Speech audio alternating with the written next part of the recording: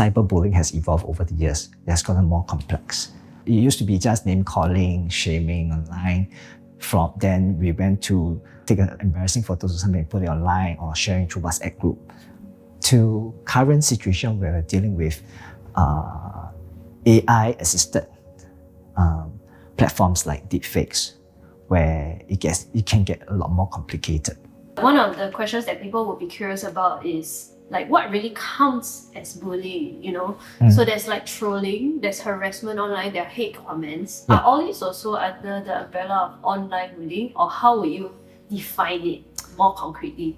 I think with the varied experiences that our children use or our digital native has gone through over the years on social media platform, it is very hard to say this is a cyberbullying action.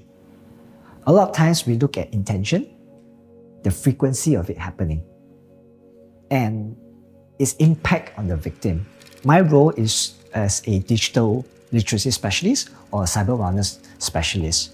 And basically, as a service, we go into the schools and community spaces to conduct digital literacy programs covering a wide range of topics, from excessive screen time use, impact of social media, to online harm such as cyberbullying. I've been doing this for about 16 years. How would you describe the extent of the problem like now? The recent survey from the various ministries have found out that number of bullying cases have gone up, online bullying cases have gone up. However, there are also many who will not take any action about it. One of the key possible reasons is normalization of such behaviors online, or a desensitization of these behaviors online. So would you say it's gotten to a point where it's just everywhere now that it's so normal? That could be it. Other research and surveys has also highlighted that many of them might feel that no action or nothing really comes up from me reporting it. They kind of like can't be bothered to report it, or I don't think I need to report it.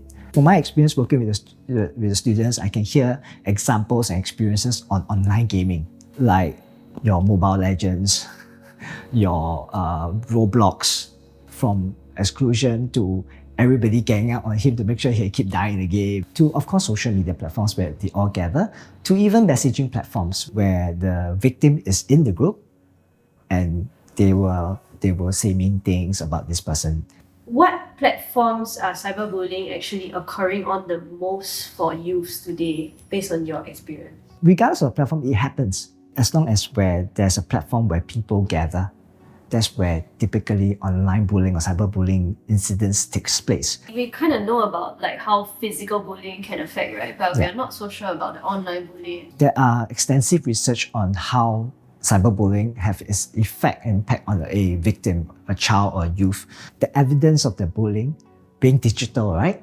As digital evidence or digital form, does have a longer lasting effect. 5 years down the road, when maybe the victim moved to another location, all right, moved to another school or moved to another class, nobody talks about it, and then somebody come across some old post and things like that. Hey, isn't this you? The child will have to relive that moment again. So from a physical bullying, there's no visual, there's no media recording of that fight scene or being punched and things. But when it comes to online and cyberbullying, this is what we are very concerned about. How would you evaluate how schools have been handling it so far? What would you say is the biggest gap that you help to support? We have worked with the Ministry of Education, with schools for 23 years. You know, the teachers are overwhelmed with so much teaching stuff. They may not have not everyone is attuned to trends or digital trends or cyber wellness trends. So I think that's where we come in as an agency and say, how can we resolve this issue? If this happens again, how should I respond? So it's not just about dealing with the now or when it happens. It's not just about getting well, it's about staying well. Sometimes their behavior can be considered as bullying, but it's being triggered by a misunderstanding. So we try to do reconciliation, restorative practices, for example. Cycle time, let's talk about your differences and address it. And our purpose is not to get everybody together and say kumbaya and say, hey, we are good friends, love forever, things like that. It's really more just like setting differences and moving on from there. They may not need to be best friends, but they at least know that I've settled differences and we do not engage in these activities further on. That's the key. Young people's response to this typically is, I don't tell parents, I will tell my friends, I will tell people that I know, my good friends, but I will avoid telling my parents. Because, number one, they will overreact. Number two, I may get punished. My parents would say, stop going online, because that's where it's happening. Don't use the phone. So in cases like that, what can parents actually do then? Typically, parents that I work with will share that they get worried, they get concerned, sometimes they overreact. And so what we really constantly try to remind parents in our programs is to tell them, hey, this may happen or it is happening right now. The key is to remain calm. And by and large, from my interaction and my experience working with the children, the youth who are going through this, tend to have a solution on their mind, like how would they address this online bullying situation. And my role here is to tell the parents, actually your child know what to do, you just need to be there to support and to find out, how does it make it feel? What's your emotions going through this online bullying situation? If we can boost the competence and confidence of parents in this area, chances are the young people will slowly find that actually it's okay for me, it's safe for me to come to my parents to talk about it because they're not going to overreact. Do you think that part of it is actually also helping parents to accept that they could be not the only ones the child turns to for support? Yes. We tell parents what they need to do. I think that's really important. But we also tell parents that sometimes in a situation where you feel that you're not able to help or your child is not open to sharing with you, don't be disheartened, because the truth of the matter is that you're right to say that some parents just cannot. Yeah, so let's accept that.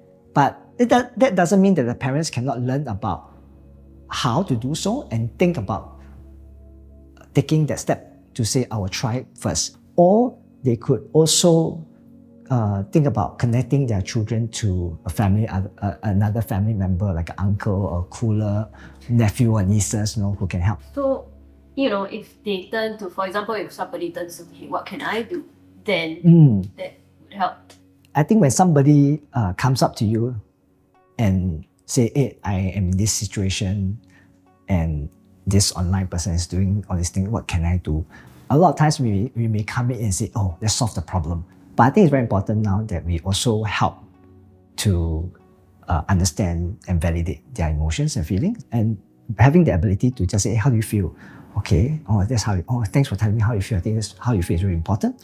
Okay, so what would you want to do next? Asking some of these questions give control back to the victim. To say, okay, actually I can make decisions. I can take control of the situation, of my feelings, of my action, and not let the situation dictate what I do. Will you say the general public in Singapore understands what cyberbullying actually comprises? I think we are very aware as a community, as a society, what online bullying or cyberbullying is. There is always a constant emphasis on defining cyberbullying. But that does not negate the importance of why we should have a working definition for it. Because at the end of it, it sets a tone. We need to at least help the layperson identify forms of bullying, right? Or what constitutes as cyberbullying. But that does not mean that we cannot build on it to help other people make sense of cyberbullying, because their experiences can be very different. But by and large, we are coming together as a community to say, how do we deal with it then? And the way to deal with it is to have knowledge, because knowledge leads to better understanding leads to better empathy. And this is how we hope that as a community we then respond to cyberbullying with kindness.